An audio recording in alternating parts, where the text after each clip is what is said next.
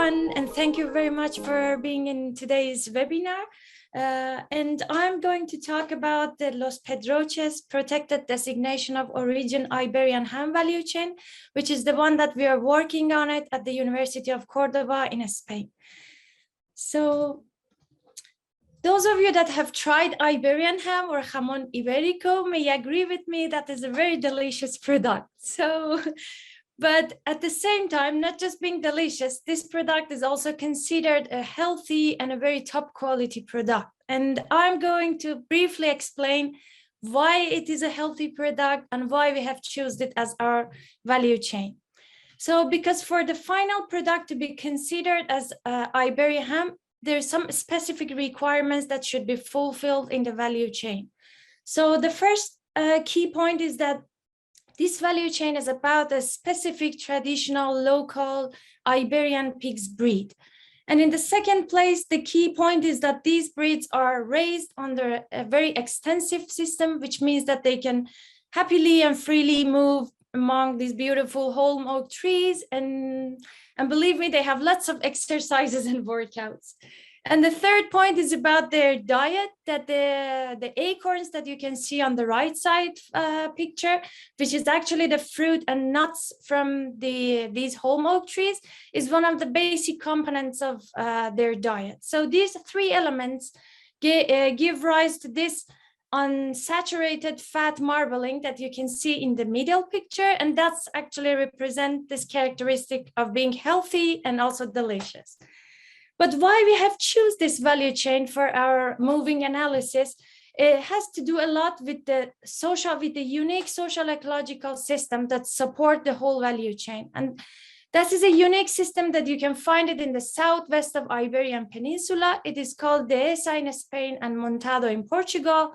And it's where actually traditional management practices of human beings have created open woodlands with high biodiversity. It's a multifunctional system with lots of different types of ecosystem services being produced. So for us, I mean, keeping alive this Dehesa social ecological system means that we should also keep alive the key social, cultural, economic practices that are going on and attached with this system. So we have picked up Iberian pigs breeding because that is one of the key practices of the Dehesa with very high value added. And we are specifically focusing on PDO or Protected Designation of Origin labeling, which is an EU labeling system that guarantees the whole process is carried out in a specific territory, which is in our case, Los Pedroches. So let me just for a few seconds, less than 1 minute, to take you virtually to our region. So we are in the south of Spain, Andalusia region, and our mountain region is called Sierra Morena, which is located in the northern part of the Andalusia region. So it's pretty a huge area. So it's almost 400 kilometers long. So although we are focusing on the whole mountain reference region, but for some analytical purposes, like engagement with the stakeholders and for value chain analysis, we are focusing on smaller area, which we call it mountain reference landscape. And you can see it almost in the black circle. And that's actually part of the Sierra Morena, which is in the province of Córdoba. And we are specifically focusing on 3 municipalities, which all are covered by the Los Pedroches PDO labeling. So as Mar Delgado, the coordinator, have mentioned, and also Blanca, moving is a really highly participatory process and project. So we are in the middle of engaging lots of actors at local and regional level. So we are aiming for diversity. You can see the typology of actors that we are looking for, like public authority, researchers, and other types like producers, business, NGOs, and civil society, but not aiming for diversity in the type of actors, but also to have actors representative from all stages of the value chain. So on the right side diagram, you see that we are using this as a monitoring tool for us to have different stages of the value chain, like production, processing, distribution, and others.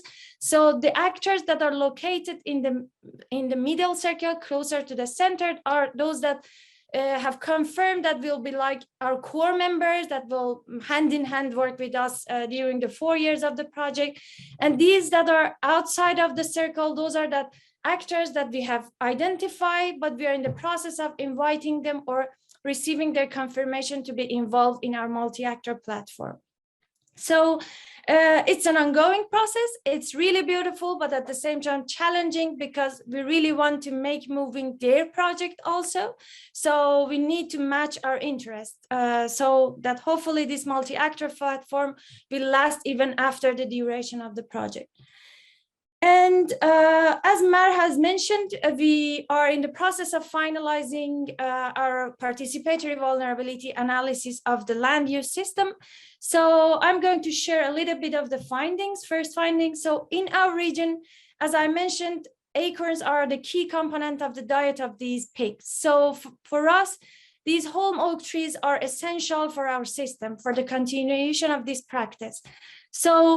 And we have identified that there is an alarming issue in our region, and that's associated with the loss of the trees. And that's because of the microorganism called Phytophthora cinnamomic, which affects the roots of the trees, and it ends up destroying the whole plant vascular system. So the tree ends up decaying and dying, unfortunately.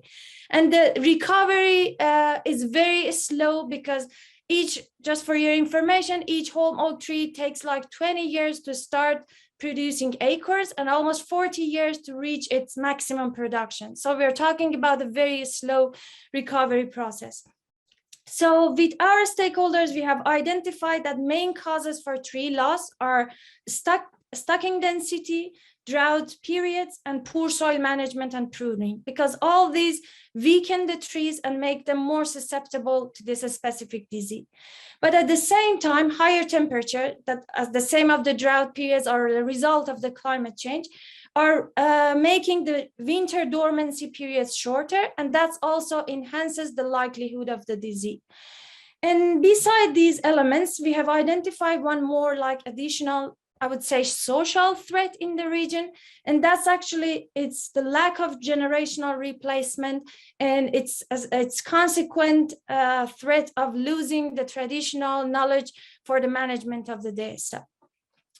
So we are also interested in trying to figure out those innovative elements in our value chain. And I would say that the PDO certification and the whole governance system associated with it, it's one of the key innovation elements of our value chain, as it supports this traditional practice and its connection with the territory. And there are also lots of digitalization going on, like using infrared system and remote sensors to use it as traceability of the pigs, as a quality control of the final product, or to control the carrying capacity of the DSA system, or using them for forecasting or acorn harvesting periods, and also for the early detection of these type of disease that I mentioned. And there are also some novel processing infrastructure in the region. For example, the key cooperative of the area is using one of these infrastructures, so it makes it able to fulfill the hygienic requirements to export to outside of Europe to countries like US. And there are also lots of e-commerce going on, so it makes lets the stakeholder to access different diverse markets. And I would like to finalize this presentation by a little bit of reflection and perspective about the resilience and sustainability of this mountain reference region. So we know that this Iberian breeding under this extensive system is really key practice for the resilient and sustainable future of the DSA system. But at the same time, we have identified so far a few challenges, as you can see them, like the pathogen that I mentioned, the climate change effects, overgrazing, depopulation, and some issues with soil and pruning management, that all these are like threatening the future of this practice.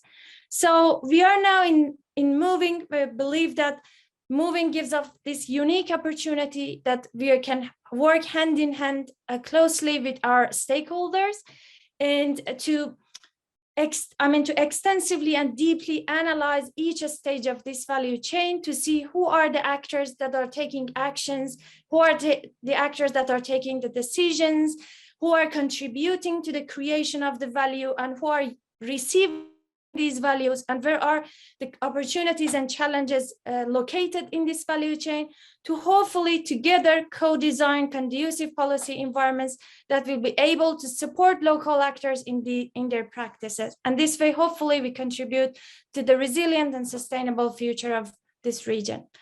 And that's it from my side. Thank you for your attention.